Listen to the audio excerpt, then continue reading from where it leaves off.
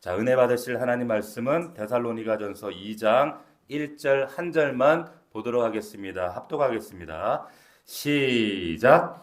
형제들아, 우리가 너희 가운데 들어간 것이 헛되지 않은 줄을 너희가 친히 아나니. 아멘. 아멘. 자, 오늘 제목은 형제들아. 형제들아. 이와 같은 제목으로 하나님 말씀 함께 은혜 나누도록 하겠습니다. 자, 오늘 1절 다시 보시면 형제들아, 우리가 너희 가운데 들어간 것이 헛되지 않은 줄을 너희가 친히 아나니 라고 되어 있습니다. 사도 바울이 데살로니가 교회 성도들에게 형제들아 라고 부르는데요, 제가 전체를 쭉 읽어봤거든요. 이 데살로니가 전후서에 형제들아 라고 하는 호칭이 13번 정도, 19번 정도 나옵니다. 자, 19번. 그런데 데살로니가 전서에만 13번 나옵니다. 보세요. 눈으로 빠르게 한번 따라와 보세요. 2장 1절. 2장 1절 보시면 형제들아 그랬죠. 2장 9절 한번 보실래요? 형제들아. 2장 14절에도 시작이 형제들아입니다. 17절에도 형제들아. 3장 7절에도 이러므로 형제들아. 4장으로 넘어가서 1절도 그러므로 형제들아. 4장 10절 중간을 보시면 형제들아 권하노니 이렇게 나와 있죠. 또 4장 13절에도 형제들아. 5장 1절에도 보시면 형제들아. 4절에도 형제들아.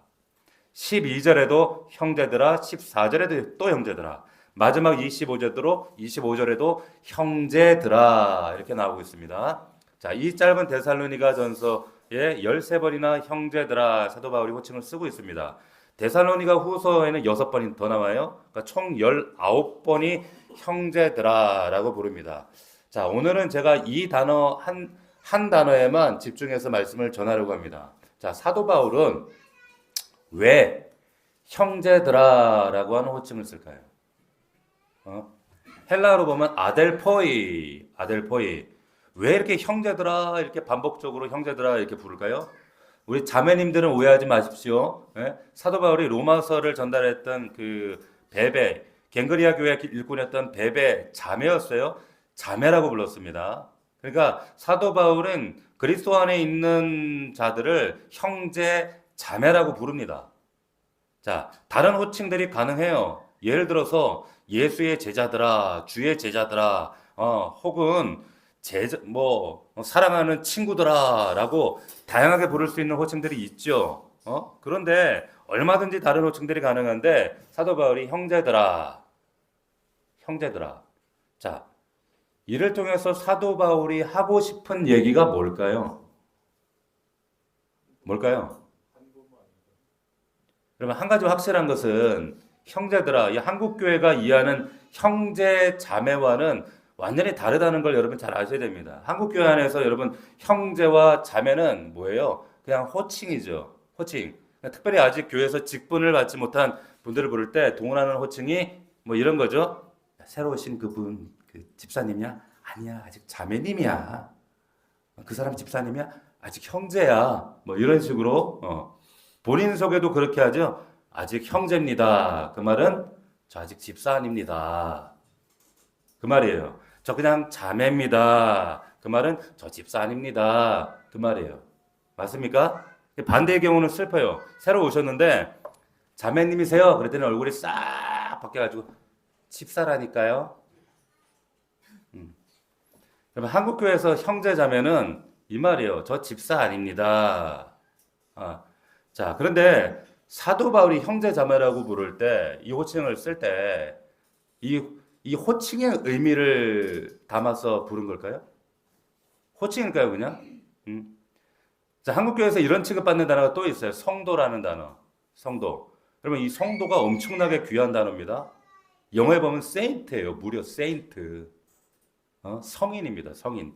이 성도. 근데 이 귀한 성도라는 직분, 이 단어도 한국교회에서 좀 이상해. 예? 성도님, 집사입니다. 이런다니까요? 좀 이상해. 뭐 잘못된 거죠, 이게. 그러니까 이게 뭔가 이게 잘못됐구나라는 것을 인식하고 이걸 좀 해결해 보려고 어떤 좀 급진적인 교회들, 근본주의 교회 같은 데서는 무조건 형제자매라고 부르는 교회가 있어요. 집사 이런 거 아무것도 없고. 그래가지고 뭐 성경도 한 가지만 이게 진짜라고 그러면 이 있어요. 우리 교회는 직분이 인정하지 않겠다는 거예요. 그래가지고 아이부터 80 먹은 노인까지 다 노인들한테 형제님, 자매님 그러는 거예요. 그러니까 그러면서 본인들은 세계에서 가장 개혁적인 우리가 성경적인 교회라고 막 그러는 교회들이 있습니다. 그러니까 이건 좀 보세요. 이제 우리 80을 앞두신 예를 들어서 우리 신장로님한테 우리 이한이가 지금 갑자기 우리 신장로님한테 형제님, 형제님, 권사님한테 자매님 이건 좀 이상하잖아요, 좀 이거는. 맞아요? 자, 그러면서 그러니까 한국 교회는 두 가지예요. 형제님, 자매님 그러면 나는 아직 집사 아닙니다. 이거나 우리 교회는 직분 같은 거 인정 안 합니다. 굉장히 우리는 개혁적인 교회입니다. 이거나. 근데 바울은 이런 직분의 상대어로 이런 호칭을 쓰고 있는 게 아닙니다. 절대로 그게 아니에요. 자, 사도 바울이 말하는 이 호칭은 뭐냐면 우리는 형제와 자매 같다 이 말이에요. 형제와 자매 같은 관계다 이 말입니다. 우리는 한 가족이다 그 말이에요. 여러분 제가 조금 불편한 말이 있어요. 뭐예요? 우리 교회는 참 가족 같은 교회야. 아니에요, 여러분. 가족 같은 교회가 아니라 교회는 예수 그리스도의 피로 맺어진 영적인 진짜 가족입니다. 할렐루야. 가족이라니까요. 가족이에요. 부를 호칭이 없어서 그렇게 부르는 것이 아니라 우리는 관계가 그렇다고 말하고 싶은 거예요. 진짜 관계가 그렇다. 여러분 교회가 뭡니까? 교회는 모든 장벽을 뛰어넘는 자리가 이 교회라는 이 공동체. 우리가 교회입니다. 바로. 여러분 교회론을 제가 여러분들 말씀드릴게요. 여러분 제가 기독교 에센스 시간에도 말씀드렸어요. 뭐라고 했는가? 교회는 가족 공동체인데 모든 장벽, 언어의 장벽, 그리고 학력의 장벽, 인종의 장벽, 모든 것을 뛰어넘는 영혼의 피, 예수 그리스도의 피를 나눈 영혼의 공동체다. 할렐루야. 사도 바울이 지금 이 말하고 싶은 거예요. 근데 왜 이 말이 당시에 왜 이게 놀라운 말이냐면 사도 바울 당시에 그 당시 세상이 어떤 세상이었냐면 이 신분이라는 장벽을 너무 높아서 이걸 넘지 못하던 시대였단 말이에요. 언감생심. 절대. 그런데 이런 높은 신분의 장벽이 있는데 사도 바울이 선언합니다. 교회는 신분 차별이 없고 남녀 구분 없고 다 형제고 자매다. 이거는 완전히 혁명적인 얘기였어요. 급진적인 얘기였다니까요. 그러니까 세상과 우리는 완전히 다른 공동체다. 그러니까 세상이 볼 때도 저것도 이상해. 매우 급진적이었다니까요. 여러분 성경에 여러분들이 신약을 읽다 보면 한 장짜리 성경 빌레몬서가 있습니다. 우리는 그냥 별 감흥 없이 이렇게 지나가지만 여러분 이게 굉장히 놀라운 편지예요. 어떤 내용이 있습니까? 거기에 노예였던 오네시모가 이 오네시모가 아마 이게 그 주인 돈을 훔쳐가지고 도망친 것 같아요. 도망쳐 나왔는데 그래서 주인에게 경제적인 손해를 막대하게 입힌 거예요. 근데 그 도망쳐 왔을 때 그때 사도 바울을 만나서 회심하게 된 겁니다. 사도 바울이 오네시모를 만나서 설득하고 그래서 원래 주인이었던 빌레몬에게 돌려보내면서 부탁한 편지가 빌레몬서예요. 자, 빌레몬서 1장 16절을 여러분 잘 보시면 이렇게 나와 있어요. 자, 따라오세요. 이후로는 이 오네시모를 여러분 뭐라고 하냐면 종과 같이 아니하고 종에서 뛰어나 곧 사랑받는 형제로 두라 이러는 거예요. 여러분 놀라운 얘기를 하고 있는 겁니다. 지금 노예였는데 그것도 내 돈 훔쳐 달아난 노예를 주인에게 지금 돌려보내서 부탁하면서 이제 형제로 대하라. 여러분 놀라운 대단한 이야기를 하고 있는 거예요. 실제로 여러분 지금 교회사의 책에 보면은 이 빌레몬이 이 오네시모를 형제로 받아들입니다. 받아들이고 후에 이 오네시모가 여러분 에베소 교회의 목사가 됩니다. 실제로 놀라운 일이 벌어지는 거예요. 여러분 이런 공동체가 세상에 없어요. 당시 남녀간의 차별이 세상에 자유자와 주인이 있고 종이 있고 이런 시대였는데 이런 차별이 당연시되던 때에 이런 말씀, 이런 편지는 혁명적인 얘기였다니까. 우리는 오늘날의 관점으로 자꾸 성경을 보기 때문에 우리는 이게 별 대수롭지 않게 생각되어지지만 당시 여러분 여자는 숫자라도 안 들어갔어요. 아세요? 셈에도 안 들어갔습니다. 지금은 남녀 평등 시대고 뭐 여성 상위 시대죠, 그죠? 저희 집에도 두 분의 여자분들이 계시지만 저는 전혀 불만이 없습니다. 할렐루야, 잘 모십니다. 근데 그때 당시에는 그 당시에는 남녀 차별이 그렇게 심했던 사회인데 여자나 남자나 차별이 없다. 차별이 없다는 거예요. 같이 읽겠습니다. 자, 시작.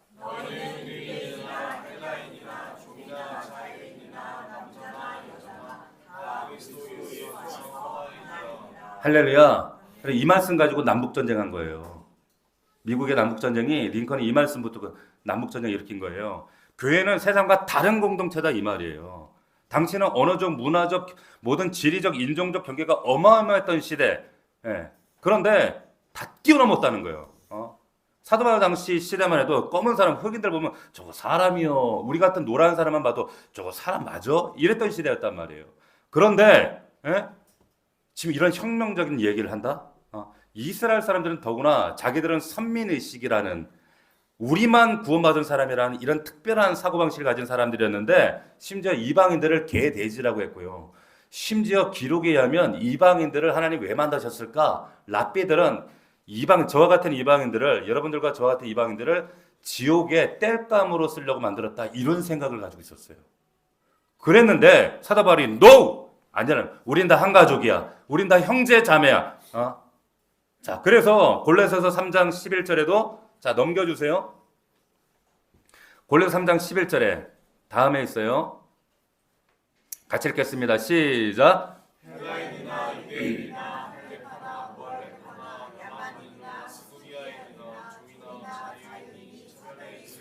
차별이 없대요. 할렐루야. 차별이 없습니다. 차별이. 예. 세상에 어떤 종교에 이런 혁명적인 이야기하는 종교가 있어요. 교회는 문화적 경계, 언어적 경계, 학력 차별 없는 거예요.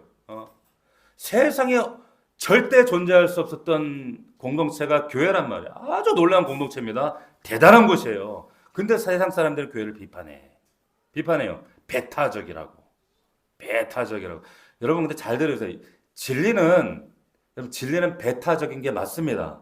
왜?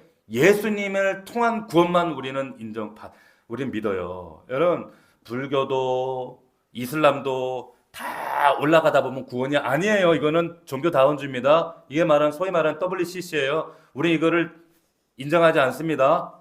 여러분 구원을 얻을 만한 다른 이름을 하나님은 주신 적이 없어요. 사도행전 4장 12절 말씀에 의하면 예수 그리스도밖에 없는 줄 믿습니다. 그러니까 배타적일 수밖에 없어요. 진리는 배타적이지만 그러나 교회는 배타적이지 않습니다. 아멘. 자, 세상에 교회만큼 포용적인 데가 없어요. 이런 공동체가 어디 있어요? 교회 공동체는 여러분 진입장벽이라는 게 없어요. 여러분 보세요. 대학에 가려도 어드미션 받아야 돼요. 그래야 그 학교 구성원 학생이 됩니다. 직장에 가려도 합격 통지서를 받아야 그 직장 공동체 구성원이 돼요. 근데 교회는 그런 게 한 개도 없어. 하나도 없어. 그냥 지 맘대로 왔다가 지 맘대로 가. 보세요. 여러분 지금 앞뒤에 앉아 계신 그 앞뒤 좌우로 한번 잘 보세요. 누가 앉아 계세요? 이분들 잘 한번 천천히 한번 쭉 한번 보세요. 이분들. 여러분 교회 아니면 이분들 세상에서 나랑 말이나 섞고 살 사람들이에요. 그래요? 네? 세상에서는 솔직히 안 만날 사람들이잖아요, 이분들. 그런데 여기 다 들어와 있어요. 다 만나요. 교회라고. 우리 형제 자매라고. 할렐루야. 세상에서 초등학교밖에 안 난 사람하고 박사학위 받은 사람하고 서로 웃고 떠들면서 밥 먹으면서 그런 공동체가 교회 말고 또 어디 있어요? 없어요. 그런 공동체 또 하나 더 있어. 가족. 여러분 가족이라고 하는 것은 초등학교밖에 안 나온 어머니하고 그런데 박사학위 받아서 교수된 아들하고 웃고 떠들면서 밥 먹으면서 편안하게 허리 풀어놓고 얘기할 수 있는 그런 유일한 공동체가 가족이죠. 그리고 교회밖에 없습니다. 할렐루야. 세상에 이런 공동체가 없어요. 대단한 공동체라니까. 맨날 세상에 교회 막 욕해서 그렇지 우리는 대단한 공동체 있는 거예요. 모든 언어, 문화, 신분, 정치의 모든 이념, 색각, 사고방식, 장벽을 다 뛰어넘는 거예요. 제가 지난번에 한번 사진 보여드렸는데 넘겨주세요. 한번 보세요. 이게 뭐냐면 세계 종교 분포도입니다. 저게 보면 빨간색으로 있는 게 이슬람, 중동 지역에 있어요. 이슬람. 저기 못 벗어나요. 뭐 이슬람이 막 숫자가 좀 늘어난다. 애 많이 나서 그런 거예요, 그냥. 근데 저기 지리적, 문화적 경계를 못 벗어납니다. 그리고 그 다음에 많은 게 힌두교입니다. 저 연두색처럼 보이는 거 힌두교 못 벗어나요, 인도 땅. 문화적, 인종적 경계를 못 벗어납니다. 힌두교도 그렇고 불교도 마찬가지. 딱 저 공간에 묶여 있어요. 근데 기독교만 보세요. 파란색. 전 세계 지리적, 세계적 경계를 뛰어넘는 유일한 우리의 믿음의 신앙, 이 종교가 기독교라는 거예요. 지리를 넘어가. 경계, 언어를 넘어가. 인종을 넘어간다니까요. 예. 여러분 보세요. 지금 저 인도 땅에도요. 저 인도 땅에도 기독교인이 잘 지금 표시가 안 되지 3천만 명이 넘습니다. 도마가 순교했을 때 순교했던 곳이 인도에 있어요. 그쪽 지역으로 중심으로 기독교인들가 3천만 명. 예? 중국에 지금 기독교인들가 얼마인 줄 아세요? 2억이 넘습니다. 우리보다 훨씬 많아요. 전 세계에서 지금 핍박을 가장 많이 받는 저 인도네시아 쪽에 인도네시아의 기독교 인구가 5천만 명이 넘어요. 아세요? 전 세계에서 가장 지금 핍박이 심한 나라가 인도네시아, 중동, 그리고 나이지리아, 세네갈 쪽이에요. 우리 교회 지금 계속 편지가 오잖아요. 순교자의 편지라고. 계속 기도해달라고 그 편지가 와요. 기도 달려가고. 이런 공동체가 없습니다. 이렇게 전 세계 경계를 뛰어넘는 기독교 다 들어가 있어요. 근데 사실 이건 요한계시록 7장 9절 이 예언의 말씀의 성취입니다. 여러분 아셨나요? 거기 어떤 말씀이 있는가 넘겨보세요. 화면 자막 보시면 자 요한계시록 7장 3절입니다. 9절입니다. 같이 읽어봅시다. 시작. 이일 후에 내가 보니 각 나라와 족속과 백성과 방언에서 아무도 능히 셀 수 없는 큰 무리가 나와 흰 옷을 입고 손에 종려가지를 들고 보호자 앞과 어린 양 앞에 서서 큰 소리로 외쳐 이르되 구원하심이 보호자에 앉으신 우리 하나님과 어린 양에게 있도다. 할렐루야. 사도 요한이 미래에 일어날 환상을 계시로 받은 거예요. 그때 이 볼 때마다 이건 불가능한 환상이었어요. 왜냐? 그 당시에 박해받던 기독교 몇 사람 믿지도 않는 그런 시대. 근데 이런 환상을 보여준다? 이건 말도 안 되는 거예요. 근데 이게 영어로 보면 from every nation 모든 민족 가운데 tribe 부족 가운데 people 열방 가운데 and language 언어 가운데서 수많은 셀 수 없는 사람들이 하나님 앞으로 나오더라는 이 환상을 본 거예요. 그게 언제입니까? 오늘이라는 거예요. 지금 우리가 살고 있는 이 시대라는 거예요. 아까 보았던 지도에 표시된 그 모습대로 여러분 보세요. 이 모든 나라와 족속과 백성 방언에서 아무도 살 수 없는 많은 사람들이 예수 그리스도를 찬양하고 있는 거예요. 할렐루야. 그런 위대한 공동체의 일원이 되신 거예요, 여러분들이. 우리가 그렇다는 거예요. 여러분 에베소서 2장 19절 자막 넘겨보시면 자 한번 읽어봅시다. 시작. 그러므로 이제부터는 너희는 외인도 아니요 나그네도 아니요 오직 성도들과 동일한 시민이요 하나님의 권속이래요. 이게 권속이란 말이 이게 너무 어려워. 이게 빨리 번역을 바꿔야 돼 이게. 이게 한자 좀 어려운 말인데 이게 무슨 말이냐? 영어로 보면 밑에 members of God's household 뭐예요? 하나님 가정의 그 집안의 멤버라는 거예요. 가족 일원이다 그 말입니다. 가족이라는 거예요. 응? 자, 우리 넘치는 교회는 한 가족인 줄로 믿습니다. 할렐루야. 자, 근데 이 가족은 한 아버지가 계시는데 창조주 하나님이 우리 아버지가 되십니다. 아멘. 자, 근데 그 가족에 여러분 아세요? 큰형님이 한 분 계세요. 큰오빠가 한 분 계세요. 그분이 누군지 아세요? 누구예요? 예수님이세요. 예수님이 큰형님. 목사님 그럼 감히 불경한 말씀을 하십니까? 제 얘기가 아니라 성경에 이렇게 나와요. 성경에 로마서 8장 29절 화면 넘겨보시면 자 같이 읽겠습니다. 시작. 하나님이 미리 하신 자들을 또한 그 아들의 형상을 본받게 하기 위하여 미리 정하셨으니 이는 그로 많은 형제 중에서 맏아들이 되게 하셨다. 자 하나님이 많은 형제 중에서 맏아들 되게 하셨다는 거예요. 네? 예수님이 우리 큰형님 맞죠? 큰오빠 맞죠? 기도할 때 오빠 이렇게 기도해도 돼. 오빠 내 맘 알죠? 진짜로 성경에 있잖아요. 예. 그럼 우리가 어떻게 하나님 아버지를 그 가정에 우리가 일원이 되느냐? 큰형님 되시는 우리 큰오빠 되는 예수님 믿으면 돼요. 뭐터로 우기고 안 믿고 그냥 아멘 하면 되는 거예요. 요한복음 1장 12절 다음 하면 같이 선포합니다. 크게 시작. 영접하는 자 곧 그 이름을 믿는 자들에게는 하나님의 자녀가 되는 권세를 주신답니다. 아멘. 예수 믿으면 하나님 가족 일원 되는 거예요.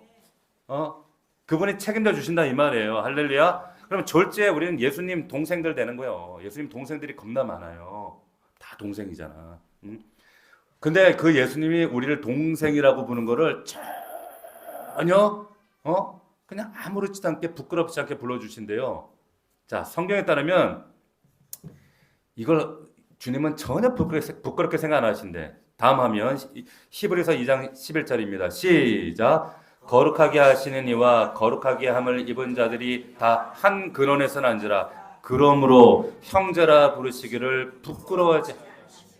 여러분들 형제라고, 여러분들이 우리 예수 주님을 오빠, 형님요, 얘도 안 부끄럽대. 네.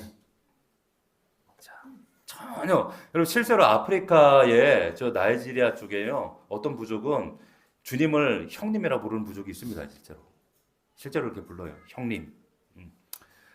우리가 여러분 우리 한국말에 보면은 식구라는 말이 있죠. 왜 식구라고 불러요? 같이 밥상에 둘러앉아서 같이 밥 먹는 밥상 공동체다 그런 말입니다. 그러니까 교회가 같이 밥 먹는 거예요. 근데 2주 때마다 그래서 화목제 때 밥 먹는 게 아니라 무슨 말이에요? 지금 이 시간에 하나님의 말씀을 같이 먹는다 이 말이에요. 식구라고 식구. 그래서 우리가 지금 같이 먹는 거예요. 주일날 이 같이 먹는 이 식구이기 때문에 이 자리에 모여서 같은 강단에 같은 말씀을 함께 나누는 것이 이게 너무 좋은 거예요. 귀한 거예요. 식구거든. 식구. 예? 영양식을 같이 먹는 거예요. 밥 먹는 시간이 그래서 제일 중요한 거예요. 여러분 집에서도 밥상 공동체라 그러잖아요. 그죠? 밥 먹는 게 가족들에게 이 밥 먹는 시간이 얼마나 중요합니까? 그렇죠? 그래서 예배 드리는 시간이 너무 중요한 거예요. 응? 밥 먹거든 이때. 영의 양식을 먹어요. 이 양식을 먹어야 힘이 나고 살찌고 자라는 줄 믿습니다. 자, 그런데 형제 자매, 우리 형제입니다. 자매입니다. 꼭 명심해야 될 게 있어요. 뭐예요? 그게 뭡니까? 형제 자매에게 제일 중요한 게 뭡니까? 서로 사랑하는 거예요. 여러분 부모 가슴 가장 찢어지게 하는 게 뭐예요? 지들끼리 싸우는 거예요. 지들끼리 싸우고 또 밉다고 서로 안 보고 그런 사람, 육신의 형제들도 그런 사람들이 있단 말이에요. 하나님도 마찬가지예요. 그것만큼 가슴 아픈 일이 없습니다. 마음 아픈 게 없어요. 자, 부모에게 용돈 많이 주는 게 효도가 아니라 형제 간에 우리가 서로 사랑하고 서로 위하고 서로 돌아보고 하나님 이걸 기뻐하신다는 거예요. 여러분 다시 말씀드리지만 형제요 자매요 이거는 호칭이 아닙니다. 관계입니다. 관계예요.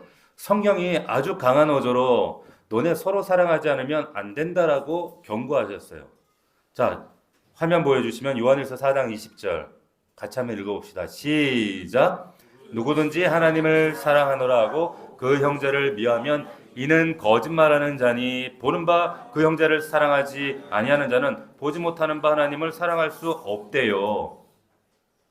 맞아요? 여러분 요한일서를 여러분 우리가 이 말씀도 우리 강해서 지난번에 여러분들한테 이 말씀 나누면서도 설명했습니다. 요한일서에 신자들의 4대 거짓말이 나와요. 4대 거짓말. 기억나시나요? 신자들의 4대 거짓말. 첫 번째 요한일서 1장 6절 화면. 자, 첫 번째가 같이 시작. 만일 우리가 하나님과 사귐이 있다고 어둠에 행하면 거짓말을 하고. 첫 번째 거짓말. 신자들의 첫 번째 거짓말. 여러분들이 하나님과 사귐이 있다고 하면서 예수 믿는다고 하면서 어둠 속에서 뻘짓하면 거짓말. 십계명 어기는 겁니다. 성경에 분명히 그랬어요. 거짓말하면은 하나님 나라를 얻을 수 없다 그랬어요. 두 번째, 신자들의 두 번째 거짓말. 요한일서 2장 4절. 시작. 그를 아노라 하고 그의 계명을 지키지 아니하는 자는 거짓말. 자, 하나님 말씀 들었어요. 근데 안 지켜. 까먹었어요. 몰라요. 뭐 김집사가 지키겠죠. 자, 말씀을 안 지켜요. 거짓말. 하나님 안다고 주장하는데 말씀을 순종하지 않는 거 거짓말입니다. 신자의 두 번째 거짓말. 세 번째 거짓말. 다음 화면. 같이 시작. 거짓말하는 자가 누구냐? 예수께서 그리스도이심을 보이는 자가 아니냐? 아멘. 잘 들으세요. 예수는 그리스도입니다. 하나님이세요. 그리스도는 메시아란 말이에요. 나의 죄를 구원하실 하나님이십니다. 메시아예요. 근데 이런 분이 있습니다. 저는요 하나님은 믿는데 예수님은 안 믿어요. 이런 분들이 꽤 있어요. 그 사람 믿는 하나님은 우리가 믿는 성부 하나님이 아니라 하늘님을 믿는 거예요. 어디가 그래도 모르긴 몰라도 절대자가 있지 않겠어? 그게 아니라 예수 그리스도만이 구원이시기 때문에 그분이 우리의 모든 죄를 감당하신 메시아라는 걸 믿어야 돼. 이거 부인하면 옛날에는 이거 다 이단이라고 그랬어요. 이거 거짓말이래요. 자, 이게 세 번째, 네 번째 같이 읽겠습니다. 시작. 누구든지 하나님을 사랑하노라 하고 그 형제를 미워하면 이는 거짓말하는 자니 보는 바 그 형제를 사랑하지 아니하는 자는 보지 못하는 바 하나님을 사랑할 수 없느니라. 하나님 사랑해요. 그런데 형제를 미워해. 저 꼴보기 싫어. 박 집사만 교회 안 오면 내가 그냥 교회 마음 편하게 다니겠는데. 거짓말이라는 거예요. 요한일서 2장 9절을 말합니다. 빛 가운데 있다 하면서 그 형제를 미워하는 자는 지금까지 어둠에 있는 자요. 네가 빛의 자녀로 가면서 말하면서 형제를 미워하면 너 지금 어둠 가운데 있다? 어둠 가운데 있다? 여러분, 형제를 미워하는 것이 얼마나 이게 무서운 죄냐면 빛과 상관없는 삶을 살고 있다 그 말이에요. 그 말입니다. 심지어 마태복음에 예수님이 이런 말까지 하셨어요. 야, 니네 제단에 제물 드리다가 네 형제 자매가 너한테 원한 살릴 품은 게 생각나거든. 예배 스톱. 다시 가서 제물 놔두고 가서 그 사람하고 화해하고 와서 그런 다음에 돌아와서 예배 드려라, 예물 드려라 이런 말씀하셨어요. 할렐루야.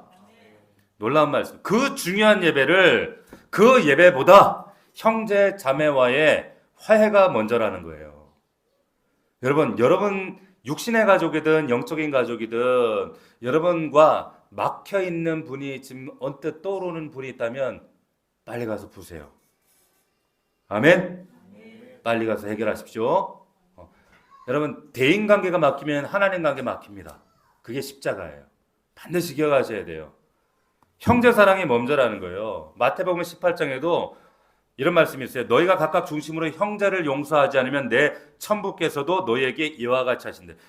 우리가 형제 용서하지 않으면 하나님도 우리 용서 안 한대. 안 한대요. 주기도면에 나오잖아요. 우리가 우리에게 죄 지은 자를 사하여 준 것 같이 우리 죄를 사하여 주십시오. 사랑해야 됩니다. 싸우면 안 돼요. 고린도전서 1장 10절 화면 넘겨주세요. 같이 읽겠습니다. 시작. 다 같은 말을 하고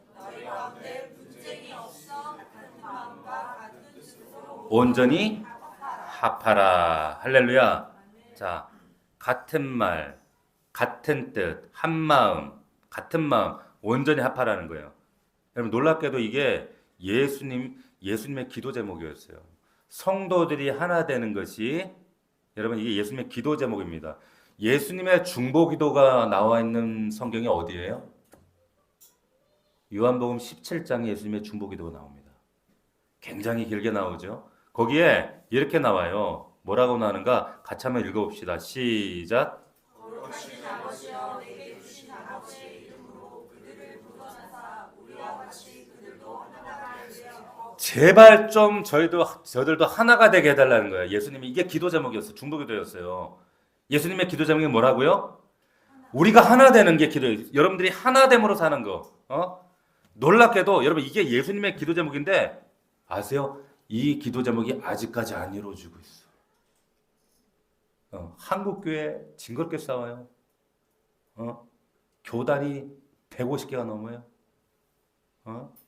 응답이 안 돼. 아, 예수님의 기도인데 하나님의 기도인데 응답이 안 돼. 예? 야, 왜 이거 기도 응답이 안 될까요? 생각해 보셨나요? 이거 왜 기도 응답이 안 돼? 예수님 기도 제목인데 예수님이 하나님이니까 그냥 응답해버리면 되잖아. 왜 안 될까요? 예? 여러분, 세상의 모든 기도의 제목은 그 응답의 키를 누가 가지고 계십니까? 하나님이 쥐고 계세요. 여러분의 기도의 제목은 하나님의 응답의 키를 가지고 계세요. 그런데 예수님의 이 하나됨의 기도, 성도들의 하나됨의 이 기도만 키를 누가 가지고 있어요? 하나님이 아니라 여러분들이 가지고 있어요. 이 기도 제목만. 할렐루야. 맨날 주님께 달라고만 하지 말고 우리 주님 기도 좀 들어드립시다. 할렐루야. 싸우지 말라고요. 우리 교회는 안 싸워요. 근데 그런 교회가 있더라고.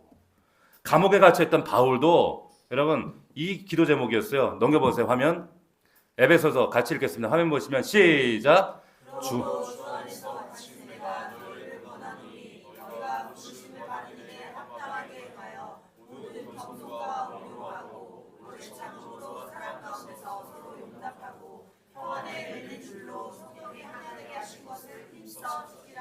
자, 사도 바울이 감옥에 갇혀 있는데 나 빨리 석방되게 해달라고 하는 게 기도 제목이 아니었어요. 뭐냐? 서로 겸손과 온유로 하고 오래 참음으로 사랑 가운데 용납하고 평안함 맺는 줄로 제발 성령이 하나 되게 하신 것 너희들 힘써 지켜라가 이게 기도 제목이었어요. 갇혀 있는 사도 바울의 기도 제목이었다. 제가 예전에 이런 말씀 보면 별로 대수롭지 않았는데 목회하면서 이 말씀이 야 진짜 알게 됐어요. 진짜 하나 되는 게 정말 하나님 뜻이구나. 형제자매인데 서로 몰라. 서로 사정도 몰라. 사랑은커녕 무관심해. 오로지 내 문제만 이고 살고 하나님 기뻐하지 않으신다는 거예요. 이거보다 더 큰 제목이 없어요. 근데 여러분 잘 보세요. 말씀에 무엇으로 하나 될 건가 여기 잘 보세요. 나오잖아요. 겸손, 모든 겸손. 여러분 교만이 연합을 막아요. 잘 들으세요. 교만은 내가 남보다 높다는 거야. 사람을 알로 이렇게 보는 거죠. 교만. 말투에서 알잖아. 사람을 이게 알로 보는 거. 그러니까 높으니까 마음에 안 들어. 우리 교회는 그렇지 않지만은 그러잖아. 예를 든 거예요. 예를 들어서 화목제 때 뭐 또 김밥이야? 내가 교만하다 이 말이요. 근데 겸손한 사람은 어떻게 해요? 마음이 낮잖아요. 그러니까 바쁜데 이걸 누가 또 준비했을까? 감사하다, 고맙다. 남기지 말고 싹 먹어야겠다. 이게 낮은 사람이지. 예? 딱 보니까 박 목사가 얼굴도 누리끼리야 마음에 안 들어. 교회도 누리끼리해. 카페도 교회도 마음에 안 들어. 이게 죄송합니다. 교만해서 그래요. 뭐가 마음에 안 들어? 이것만 감사하지. 예? 겸손하잖아요. 사실 다 마음에 들어요. 아세요? 다 좋아. 사람이건 뭐든 다 좋다니까. 하나님 은혜가 부어지면 겸손한 사람은 항상 감사해. 근데 교만한 사람 맨날 서운하다 그러고 맨날 섭섭하다 그러고 내가 말이야 사회에서 옛날에 왕년에 말이요 이것밖에 날 대접 안 해줘? 근데 겸손한 사람은 나 같은 사람 뭐라고 이렇게 날 이렇게 대접해 주나 이런다니까. 그러니까 빌립보서 2장에 다툼이나 허영으로 하지 말고 모든 사람을 나보다 높게 높게 여기라 그랬잖아요. 예? 그러니까 여러분 그 사람을 내가 높여준다고 해서 그 사람이 높여지는 게 아니라 높이면 내가 높아져요. 그 사람을 내가 알로 보면은 아래로 보잖아요. 이건 교회만 아니면 밖에서 마찬가지잖아요. 알로 보고 무시하면 그 사람이 낮아질 것 같아요? 아니요. 내가 낮아지는 거예요. 맞아요? 보세요. 두 번째, 온유. 온유 우리 설명 여러 번 드렸습니다. 길들여진 야생마 이런 뜻이 있다 그랬죠. 여러분 자꾸 오해하세요. 아이고 저는 아무것도 몰라요. 저 부족합니다. 이거 겸손 아니라고. 이걸 겸손이라고 착각하지 말라고. 겸손은 뭐라 그랬어요? 뭐라 그랬어요 제가? 이 모든 거 하나님이 하셨습니다. 맞습니다. 이거 하나님이 하셨어요. 제가 한 거 아닙니다. 하나님은 하십니다. 할렐루야. 이게 겸손이에요. 예? 여러분 창세기 4장에 보면 가인이 이게 몹시 안색이 변했다 이런 말씀이 나옵니다. 안색이 변했대. 근데 하나님이 죄가 너를 원하나 너는 죄를 다스리라 그랬습니다. 다스려야 돼요. 다스릴 줄 아셔야 돼요.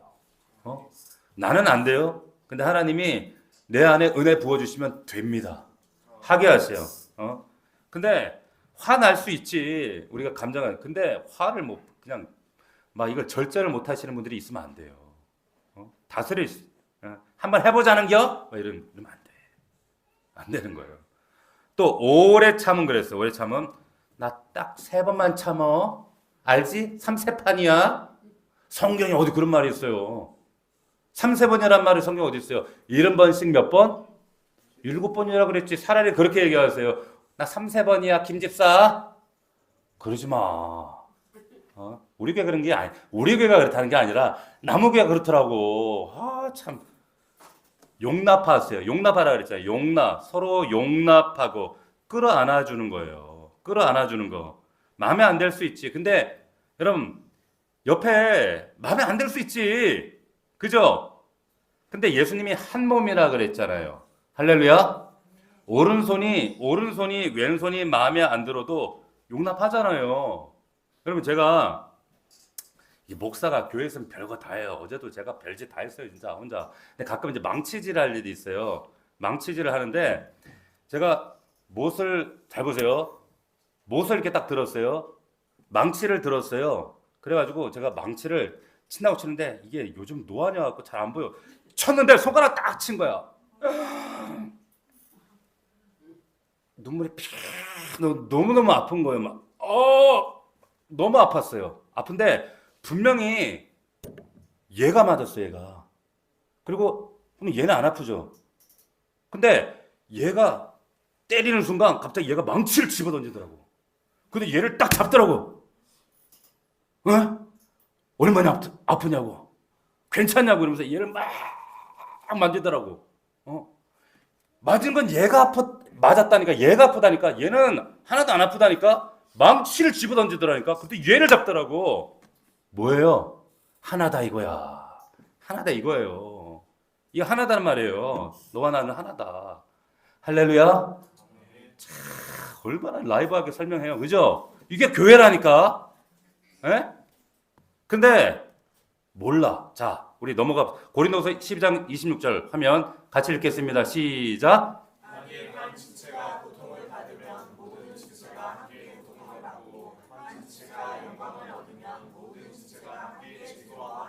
할렐루야. 이게 아프다 이거야. 이 말이 이 말이야. 지금 설명했지만 이 말씀이 이거예요. 아프니까 아파해라 이 말이에요. 근데 쟤 아프나? 제가 작년에 그렇게 힘들었다며? 아팠다며? 몰랐네. 아니야. 왜 그럴까? 제가 그 농담으로 우리 집에서 이런 좀 그 옛날 말 하면 별로 안 좋아하거든요. 이런 말을 해요. 부잣집 외동아들은요, 자기 집에 종이 배고른 거 몰라요. 이런 말 아세요? 들어보시죠? 근데 이런 얘기하면 우리 집 사람, 우리 집 사람, 그런 말은 또 어디서 그런 말이 있어? 근데 그런 말이 있어, 진짜로. 부잣집 외동아들은요, 자기 집 종 배고른 걸 몰라. 그리스도인들은 그러면 안 돼요. 하나님께 민감하면 민감할수록 내 옆에 있는 지체들의 아픔, 고통과 눈물을 여러분 아셔야 돼요. 근데 맨날 지 문제만 끌어안고 있어. 세상의 모든 근심, 걱정, 염려, 태산을 넘는 거 맨날 자기만 넘고 있어. 아니라니까. 여러분, 평안에 매는 줄을 허락하셔서 하나님이 하나 되기를 원하신다. 사단이 이걸 싫어해요. 왜 싫어하는가? 왜 사단이 이걸 교회를 분열시키고 왜 깨뜨리려고 할까요? 하나 되는 걸. 왜 그럴까요? 당연하지. 하나 되면 교회가 어마어마한 힘을 발휘하거든요. 보세요. 우리 보고 여러분 교회는 세상의 빛이라고 했습니다. 빛이래요. 그런데 우리 유치원 때 다 배운 거예요. 성경의 진리 유치원 때 다 나와. 보세요. 돋보기로 이렇게 빛을 쫙 하나로 모으면 뭐가 어떻게 돼요? 불나요. 교회가 빛인 교회가 하나로 쫙 모아지면 빛이 모아지면 어마어마한 역사가 일어날 줄로 믿습니다. 그러니까 사단이 무슨 일이 있어도 교회가 하나 되는 건 막는 거예요. 이 분열. 그래서 교회의 가장 큰 죄가 분열이라는 거예요. 저는 여러분 솔로몬의 그 아이를 잘라라 진짜만 가짜만 그 얘기 아시죠? 그 얘기를 볼 때 저는 이것을 교회론적으로 한번 설명드린 적이 있어요. 보세요. 누가 진짜마냐? 한 아이를 두고 듀연이 자기가 진짜마라고 막 싸우는 거예요. 누가 진짜마예요? 내가 포기할 때니 이 아이만큼은 절대로 반으로 가릴 수 없다. 진짜 엄마예요. 누가 가짜 엄마예요? 내가 억울해서라도 이 아이는 반을 가르고 말겠다. 가짜예요. 여러분, 성경에 따르면 우리는 예수님의 신부입니다. 누가 진짜 신부예요? 내가 포기할 테니까 교회가 절대로 갈라지는 일은 있어서는 안 됩니다. 진짜 신부예요. 진짜 성도예요. 그런데 가짜 신부는 뭐라 그래요? 내가 교회가 깨지는 한이 있어도 이거는 짚고 넘어가겠다. 죄송합니다. 우리 교회는 아니에요. 우리 교회가 그게 아니에요. 이런 모습을 실제로 봤어요. 그리고 교회를 싸우더라고요. 당회에서. 내가 이것만큼은 교회가 깨지는 한이 있어도 이건 짚고 넘어가겠다고. 내가 그냥 확 가서 입을 찢으려다 참았어요. 가짜 말. 가짜 신부다 그 말이에요. 깨닫기를 주의 이름으로 축원합니다. 자, 마지막으로 보면 경건을 형제 우애를 연습하라 그랬어요. 경건을 넘어 형제 우애, 사랑을 연습하래요. 우리 베드로서에도 했습니다. 우리는 경건을 연습하는 게 복상하지요, 통독하지요, 화목제 때, 목장회 때 은혜를 나누죠, 금요일 때 나와서 우리가 부르짖 기도하지요. 이것만 잘 따라도요, 잘 따라오면 아름답게 성장합니다. 성숙합니다. 그런데 이 경건을 넘어 형제 사랑하는 것을 연습해야 된대요. 연습해야 돼요. 왜? 안 그러면 부잣집 외동아들 돼요. 외동아들 된다니까? 베드로후서 1장 5절에 신앙의 단계, 여러분 기억나시죠? 믿음에 더욱 너희가 힘써야 될 게 있는데, 믿음의 덕의 지식을, 지식의 인내를, 인내의 절제의 뭐라고요? 형제 우애를 더하래요. 힘쓰래요. 연습하라 이 말이에요. 선한 사마리아인의 비유에서 제사장들 레위인들에게 경건함은 있었지만 형제 사랑이 없었어요. 사랑이 없었어요. 형제 우애, 사랑이 없는 경건은 헛되다 이 말이에요. 자, 마지막으로 한 말씀만 좀 드리고 마치겠습니다. 제가 오래전에 우리 그 교회 성장학 그 신대원에서 그 교수님이 이런 얘기 하신 적이 있어요. 근데 그 얘기가 최근에 어떤 분이 또 그 얘기를 하시는데 계속 가슴에 남더라고요. 무슨 말이었냐면, 여러분 만약에 제가 그분이 저한테 하셨던 질문을 한번 드려볼게요. 만약에 넘치는 교회가 한 달 후에 없어진다면 지금 우리 이 동백에 어떤 일이 생길까요? 무슨 일이 생길까요? 전 아무리 생각해봐도 아무 일이 안 생길 것 같아. 우리 교회가 없어져도. 내일 당장 없어져도 우리 교회가 없어진들 아무리 없어질 것 같아. 근데 그 질문을 하실 때 제 마음에 너무 심각한 부담으로 왔습니다. 우리가 이 자리에 예배 드리는 게 그냥 보이지 않는 하나님 밑에 위로받고 좀 능력 좀 빌어가지고 잘 먹고 잘 살기 위한 그게 목적이었나? 아니면 천국 보장받은 것 좀 확인하려고 왔나? 그거 아니거든요. 저는 우리 교회가 만약 한 달 후에 내일 당장 없어지면 이 동백이란 용인에서 좀 뭔가 큰 일이 날 만한 그런 교회가 되기를 원해요. 선한 영향력을 줄 수 있는 그런 교회가 되기를 원합니다. 그러면 여러분들이 각자 그런 선한 영향력을 이웃들에게, 내 가까운 사람들에게 그런 영향력을 드러낼 수 있으셔야 돼요. 우리가 경건을 넘어서 이 형제 사랑하고 이웃 사랑하는 이 연습하는 교회가 되기를 주의 이름으로 축원합니다. 그래서 내년에 우리 교회의 목표와 방향은 이런 방향으로 갈 거예요. 여러분, 우리가 1기 사역이 끝났어요. 7년이 끝나고 이제 8년이 끝났잖아요. 2기 사역이 들어가요. 보통 목사님들이 7년 목회하시고 안식을 합니다. 저는 안식 안 했어요. 다시 2기로 들어갔어요.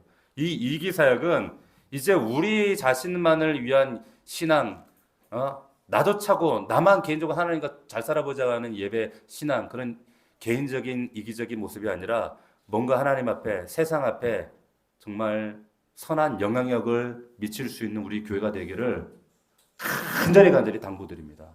할렐루야. 아멘. 형제들아, 꼭 기억하시기 바랍니다. 기도합시다. 자, 제가 기도하겠습니다. 살아계신 하나님 아버지 감사합니다. 오늘 이 말씀, 형제들아, 이 말씀이 우리에게 살아 역사하는, 무엇보다도 우리 공동체 안에서 우리 사랑하는 형제 자매들을 정말 사랑하기를 연습하며 저들이 아플 때 함께 울고 기쁠 때 함께 기뻐해 줄 수 있는 하나된 정말 영적인 영혼의 가족이 되었음을 감사하며 그렇게 살아드리기를 위해서 연습하는 우리 교회가 될 수 있도록 축복하여 주옵소서. 예수 그리스도의 이름으로 기도하옵나이다. 아멘.